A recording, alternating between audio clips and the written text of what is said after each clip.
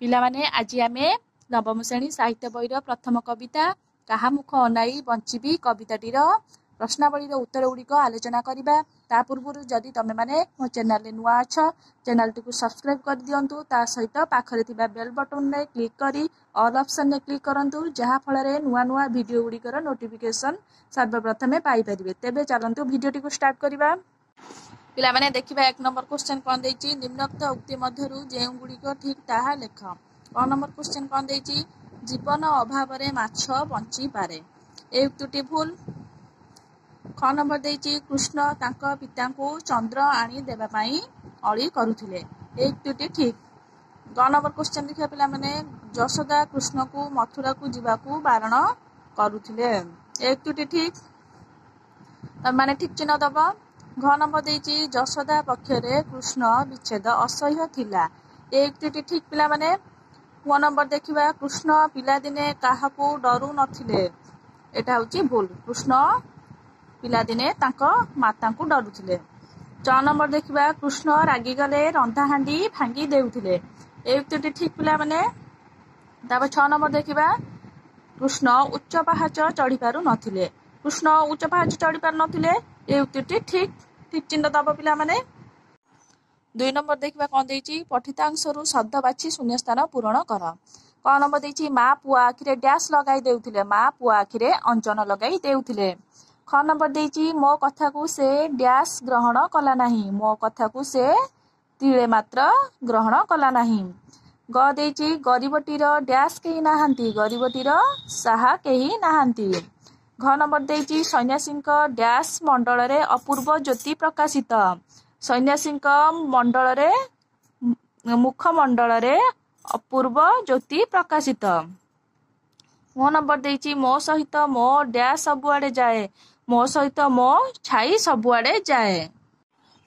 3 number ଦେଖିବା ପିଲାମାନେ କ'ଣ ଦେଇଛି, ନିମ୍ନଲିଖିତ ଶବ୍ଦ ଗୁଡ଼ିକର ଗଦ୍ୟ ରୂପ ଲେଖ। ଅଥିରର ଗଦ୍ୟ ରୂପ ହବ ଅସ୍ଥିର, ସେହିପରି ସୁମରିର ସ୍ମରଣ କରି, ସେହିପରି ସ୍ୱପନର ସ୍ୱପ୍ନ, ଜେହ୍ନେର ଯେପରି।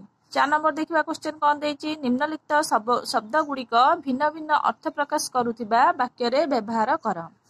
ଜୀବନ ଦେଖିବା କ'ଣ ଦେଇଛି, ମହତ କର୍ମ ସମ୍ପାଦନ କଲେ ମାନବ ଜୀବନର ସାର୍ଥକତା ମିଳେ। ଆଉ ଗୋଟେ ଜୀବନ କ'ଣ ଦେଇଛି ନା, ଜୀବନର ଅଭାବରେ ମାଛର ଦେହ ଧାରଣ ଅସମ୍ଭବ ହୁଏ। ଚିତା ଚିତା ଚୈତନ କାଟି ଭକ୍ତିର ବାହ୍ୟାଡମ୍ବର ପ୍ରଦର୍ଶନ କଲେ ଈଶ୍ୱରଙ୍କ କୃପାଲାଭରୁ ବଞ୍ଚିତ ହେବାକୁ ପଡ଼େ। ଆଉ ଗୋଟେ ଚିତା ଦେଖିବା, ସେ ବାପାଙ୍କ ଚିତ୍ତାଗ୍ନିରେ ମୁଖାଗ୍ନି ଦେଲେ। ହରି ଦେଖିବା ଏଠି କ'ଣ ଦେଇଛି, ହରି ଭକ୍ତ ପ୍ରବର ପ୍ରହ୍ଲାଦ ହରି ଭଜନରେ ପରମ ତୃପ୍ତି ଲାଭ କରୁଥିଲେ। ଆଉ ଗୋଟେ ହରି ଦେଖିବା ଏଠି କ'ଣ ଦେଇଛି ନା, ହରି କିରଣରେ ଜୀବକୁଳମାନେ ଆନନ୍ଦିତ ହେଉଥାନ୍ତି। ବାଳ କ'ଣ ଦେଇଛି ଏଠି, ବାଳ କାଳର କ୍ରୀଡ଼ା ଚପଳତା ବୟସର ଅଭିବୃଦ୍ଧି ସହିତ ଅପସରି ଯାଏ।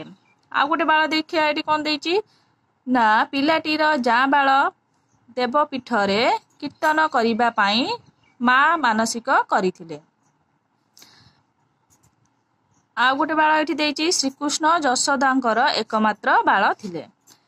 ନିଶା ଏଠି କ'ଣ ହବ ଦେଖିବା, ସେ ମାଦକ ଦ୍ରବ୍ୟ ସେବନ କରି ନିଶାଗ୍ରସ୍ତ ହେଉଛନ୍ତି। ଆଉ ଗୋଟେ ନିଶା ଦେଇଛି, ରାକ୍ଷସମାନେ ରାତିରେ ବିଚରଣ କରୁଥିବାରୁ ସେମାନଙ୍କୁ ନିଶାଚର କୁହାଯାଏ। 5 ନମ୍ବର କ୍ୱେଶ୍ଚନ୍ ଦେଖିବା ପିଲାମାନେ କ'ଣ ଦେଇଛି, ନିମ୍ନ ଶବ୍ଦ ଗୁଡ଼ିକର ଅର୍ଥଗତ ପ୍ରଭେଦ ଦର୍ଶାଅ।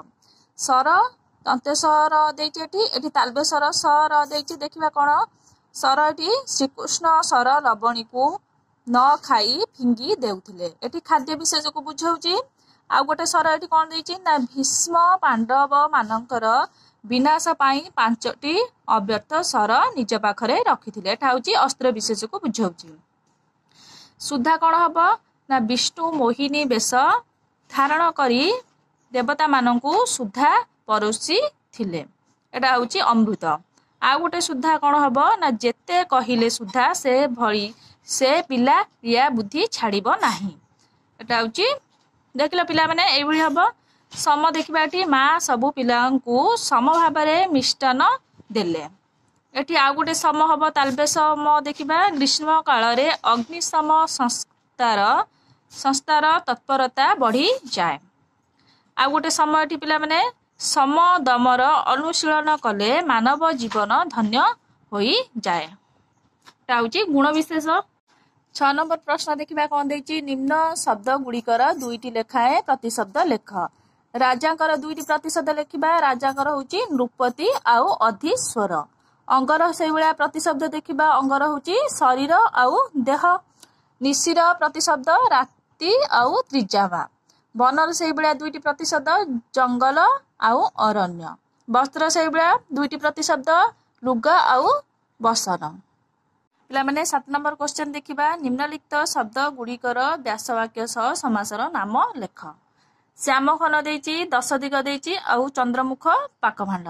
ଶ୍ୟାମଘନ ଘନ ପରି ଶ୍ୟାମ ଶ୍ରୀକୃଷ୍ଣ। ଏଠି ଶ୍ରୀକୃଷ୍ଣକୁ ବୁଝାଉଛି। ଏଠି କେଉଁ ସମାସ ହବ ନା ଉପମାନ କର୍ମଧାରୟ ସମାସ। 10 ଦିଗ, 10 ଦିଗର ସମାହାର କୁ 10 ଦିଗ କୁହାଯାଏ। ହେଉଛି ଦିଗୁ ସମାସ। ଚନ୍ଦ୍ରମୁଖ ଚନ୍ଦ୍ର ପରି ମୁଖ ଯାହାର। ଏଟା ହେଉଛି ଉପମିତ ବହୁବ୍ରୀହି ସମାସ। ପାକଭାଣ୍ଡ ପାକ ଭାଇ ଭାଣ୍ଡ। ଏଟା ହେଉଛି ଚତୁର୍ଥୀ ତତ୍ପୁରୁଷ ସମାସ। ପିଲାମାନେ 8 ନମ୍ବର କ୍ୱେଶ୍ଚନ ଦେଖିବା। ଏଠି କଣ ଦେଇଛି ନା ନିମ୍ନଲିଖିତ ଶବ୍ଦ ଗୁଡ଼ିକର ବିପରୀତ ଶବ୍ଦ ଲେଖ। ଶୂନ୍ୟର କଣ ହବ? ଶୂନ୍ୟର ପୂର୍ଣ୍ଣ। ବିଚ୍ଛେଦର ମିଳନ। ନିଦ୍ରାର ଅନିଦ୍ରା। ଅନ୍ଧାର ଆଲୁଅ। ବାନ୍ଧିବା ଖୋଲିବା।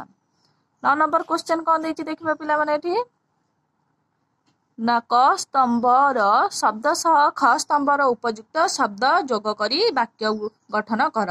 ଏଠି କ ସ୍ତମ୍ଭ ଦେଇଛି, ଖ ସ୍ତମ୍ଭ ଦେଇଛି। ଆମେ ତାକୁ ଏଠି ଯୋଡ଼ି ବାକ୍ୟ ଗଠନ କରିବା। ଶ୍ୟାମ କଣ ହବ? ଏଠି ଶ୍ୟାମର ଶ୍ୟାମ ଘନ ହବ।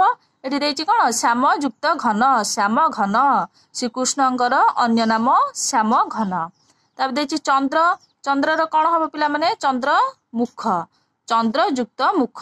ଚନ୍ଦ୍ରମୁଖ ଯଶୋଦା ଏକମାତ୍ର ପୁତ୍ରର ଚନ୍ଦ୍ରମୁଖ ଦେଖି ସମସ୍ତ ଦୁଃଖ ଭୁଲି ଯାଉଥିଲେ। ତାପରେ ଦେଇଛି ଉଚ୍ଚ। ଉଚ୍ଚର କଣ ହବ ପିଲାମାନେ? ଉଚ୍ଚ ପାବଛ। ଉଚ୍ଚ ଯୁକ୍ତ ପାବଛ। ଉଚ୍ଚ ପାବଛ। ଛୋଟ ପିଲାମାନେ ଉଚ୍ଚ ପାବଛରେ ଉଠି ପାରନ୍ତି ନାହିଁ। ତାପରେ ଚିତ୍ର ଦେଇଛି। ଚିତ୍ରର କଣ ହବ? ଚିତ୍ର ଯୁକ୍ତ ପନ୍ତି। ଚିତ୍ରପନ୍ତି। ଶିଳ୍ପୀଟି ସୁନ୍ଦର ଚିତ୍ରପନ୍ତିମାନ କାନ୍ଥରେ ଆଙ୍କିଥିଲେ। ତାପରେ ଦେଇଛି ଭୟଙ୍କର। ଭୟଙ୍କର ଯୁକ୍ତ କଣ? ମୂର୍ତ୍ତି। ଭୟଙ୍କର ମୂର୍ତ୍ତି। ପିଲାଟି ଭୟଙ୍କର ମୂର୍ତ୍ତି ଦେଖି ଚମକି ପଡ଼ିଲା। ଏଠି ପିଲାମାନେ ଆମେ କ୍ଷୁଦ୍ରମୂଳକ ପ୍ରଶ୍ନ ଉତ୍ତର ଦେଖିବା। 10 ନମ୍ବର କଣ ଦେଇଛି? ଶ୍ୟାମଘନ ବୋଲି କିଏ କାହାକୁ ସମ୍ବୋଧନ କରିଛନ୍ତି? ଜନନୀ ଯଶୋଦା ଏକମାତ୍ର ଆଦରର ପୁତ୍ର ଶ୍ରୀକୃଷ୍ଣକୁ ଏଠି ଶ୍ୟାମଘନ ବୋଲି ସମ୍ବୋଧନ କରିଛନ୍ତି। 11 ନମ୍ବର କ୍ୱେଶ୍ଚନ ଦେଖିବା। ଜୀବନ ବିନା ଝଷର କଣ ହୁଏ? ଜୀବନ ବିନା ଝଷର ଦେହ ଧାରଣ ଅସମ୍ଭବ ହୋଇପଡ଼େ। ରାଜାଙ୍କ ବିନା ରାଜ୍ୟର ଅବସ୍ଥା କଣ ହୁଏ? ଏଠି ଉତ୍ତର ଲେଖିବା। ରାଜାଙ୍କ ଅନୁପସ୍ଥିତିରେ ରାଜ୍ୟର ଲୋକମାନେ ଅରକ୍ଷ ଓ ଅସହାୟ ଭାବରେ ଅରାଜକତାର ଶିକାର ହୋଇଥାନ୍ତି। 13 ନମ୍ବର ଦେଖିବା କଣ ଦେଇଛି ନା କୃଷ୍ଣଙ୍କ ଅନୁପସ୍ଥିତିରେ ନିଜର ଜୀବନ କାହା ଭଳି ହେବ ବୋଲି ଯଶୋଦା ଆଶଙ୍କା କରିଛନ୍ତି। ଏକମାତ୍ର ପୁତ୍ର ଶ୍ରୀକୃଷ୍ଣଙ୍କ ଅନୁପସ୍ଥିତିରେ ଜଳ ଅଭାବରେ ମାଛର ଅସହାୟତା ଓ ରାଜା ଅଭାବରେ ରାଜ୍ୟର ଅବସ୍ଥା ଅରକ୍ଷତା ପରି ଜଣାଯାଏ। ସେହିପରି ଜନନୀ ଯଶୋଦାଙ୍କର ଜୀବନ ଦୁର୍ବିସହ ହୋଇଯିବ ବୋଲି ସେ କଣ ଶଙ୍କାନ୍ୱିତ ହୋଇ ପଡ଼ିଛନ୍ତି।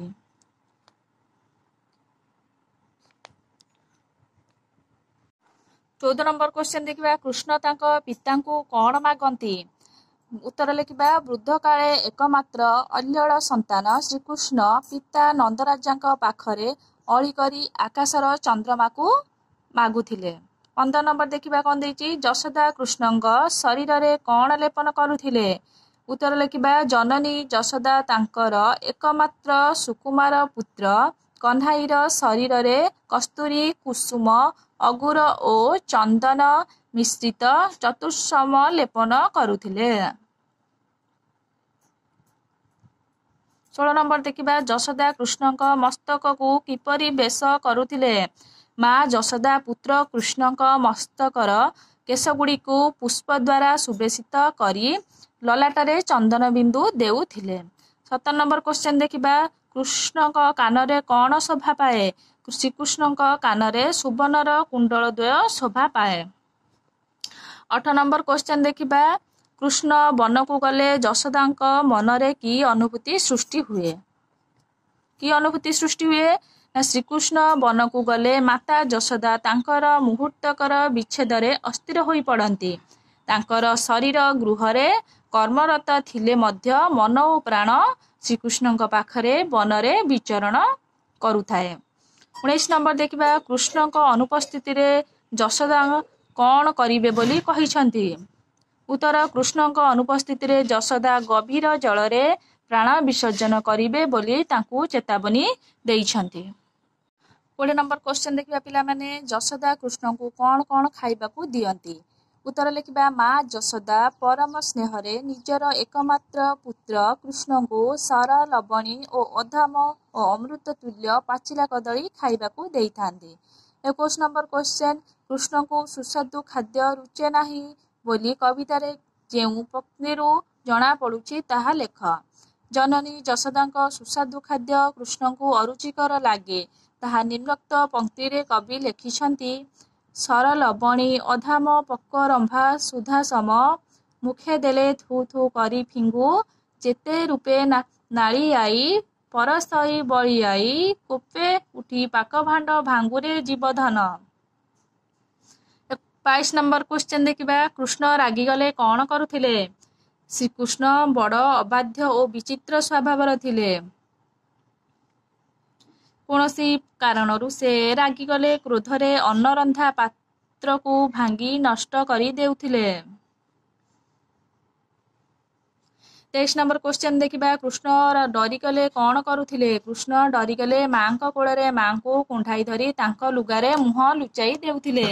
24 ନମ୍ବର କ୍ୱେଶ୍ଚନ ଦେଖିବା। କୃଷ୍ଣ କାହାକୁ ଦେଖି ଭୟ କରୁଥିଲେ? ଶ୍ରୀକୃଷ୍ଣ ଅନ୍ଧାର ଘରେ ଓ କାନ୍ଥରେ ଭୟଙ୍କର ମୂର୍ତ୍ତି ଓ ଚିତ୍ରମାନ ଦେଖି ଭୟରେ ଥରହର ହେଉଥିଲେ।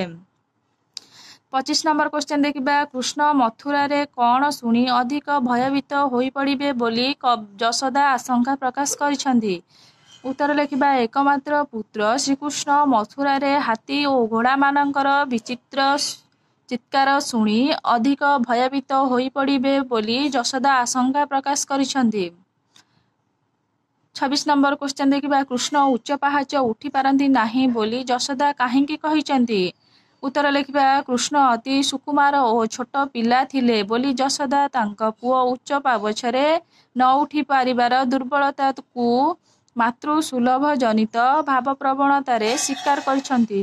27 ନମ୍ବର କ୍ୱେଶ୍ଚନ ଦେଖିବା। କାନ୍ଥରେ ଭୟଙ୍କର ମୂର୍ତ୍ତିର ଚିତ୍ର ଦେଖି କୃଷ୍ଣ କ'ଣ କରୁଥିଲେ? କାନ୍ଥରେ ଭୟଙ୍କର ମୂର୍ତ୍ତି ଓ ଚିତ୍ରମାନ ଦେଖି ଶ୍ରୀକୃଷ୍ଣ ଭୟଭୀତ ହୋଇ ସେ ଘରୁ ଦ୍ରୁତଗତିରେ ପଳାଇ ଯାଉଥିଲେ। 28 ନମ୍ବର କ୍ୱେଶ୍ଚନ ଦେଖିବା। କୃଷ୍ଣ କ୍ଳାନ୍ତ ହୋଇ କେଉଁଠି ଶୋଇ ଯାଉଥିଲେ?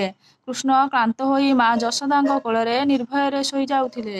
29 ନମ୍ବର କ୍ୱେଶ୍ଚନ ଦେଖିବା। କୃଷ୍ଣ ଶୋଇଥିଲା ବେଳେ କାହିଁକି ଚମକି ଉଠୁଥିଲେ ବୋଲି ଯଶୋଦା କହିଛନ୍ତି? ଶ୍ରୀକୃଷ୍ଣ ଶୋଇଥିଲା ବେଳେ କୌଣସି ଦୁଃସ୍ୱପ୍ନର ଶିକାର ହୋଇ ଚମକି ପଡ଼ୁଥିଲେ।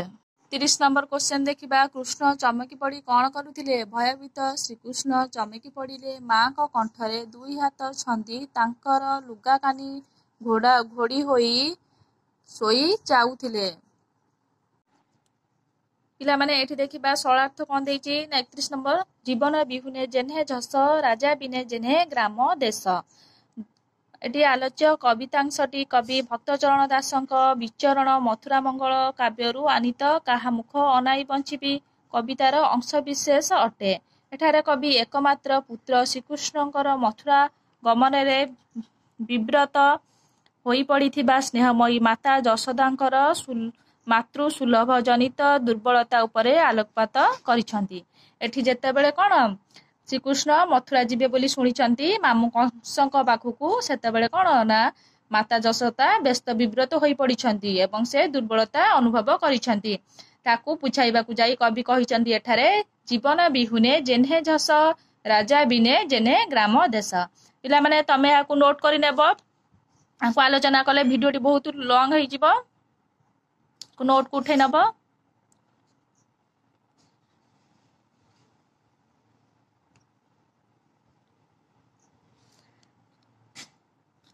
32 नंबर से बेला देइची जेतेबेले बने जाऊ संगरे मो प्राण नेऊ निमिषे विच्छेद न सहई। जेतेबेले कौन जेतेबेले से बनकु जाती सेतेबेले कौन माता जशोदा से निजको कौन करती तांको श्रीकृष्ण को एठी कहिचंती जेतेबेले तू बनकु जाऊ सेतेबेले तुम कौन प्राण को सांगरे नेऊ बोली एठी माता जशोदा श्रीकृष्ण को कहिचंती। आकु नोट करनब पिला माने कौन आलोचना कले भिडियोटी बहुत लंग होई जिवो तमें आपको नोट को उठे नब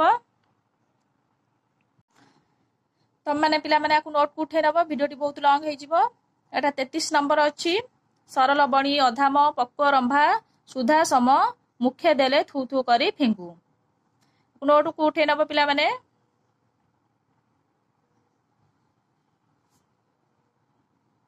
34 नंबर देइची छाई को अनाई डरू धाई मते कोल करू बसने घोड़ाई मुख गोटी। पिला माने आकु भी नोट कर नब।